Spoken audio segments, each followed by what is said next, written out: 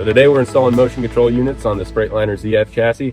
Keep in mind, if you have valid air system on your coach with electronic ride height valves, it will not work, the MCUs. So this one does not have that, so we're good to go. First step is to get it on a nice flat level surface. As you can see, we got ours up on the Tony lifts, but just a flat level surface with some 4-inch blocks to keep your coach up in the air enough for you to work on it. It'll be good. Now we can move on to step 2. So now we got our air springs deflated. We'll go ahead and we'll pull this split loom back. It's covering this line. You get a portion of this line shown.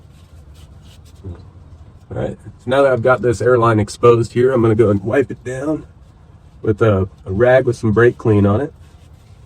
Make sure it's nice and clean. All right, then we can move on to the next step. Now we're going to cut the line. We'll try and get as close to the airbag as we can. I'll try and get a nice flush cut on that line. Just like that. You can see there it's a nice 90-degree cut. So now we'll take our MCU, we'll push it onto the line till it pops in. Make sure it doesn't come back out. And the other side, give that a tug, make sure it doesn't come back out. And we're good to go. So now that I've got it installed, I'll go ahead and clean up the split loom here. And then just cut a section out of it to account for that MCU. Push that back down. Just like so.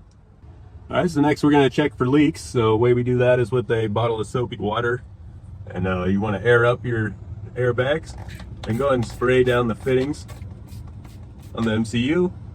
Just check and make sure there's no air bubbles coming out from that soapy water at the ends of the MCU. Now that we've got these MCUs installed, we've checked for leaks. We don't have any air bubbles, so we know that these MCUs were installed correctly. If you have an air ride system, we highly recommend these MCUs. They will help you with sway. That concludes this installation. Thank you for watching, and we wish you safer and happier driving.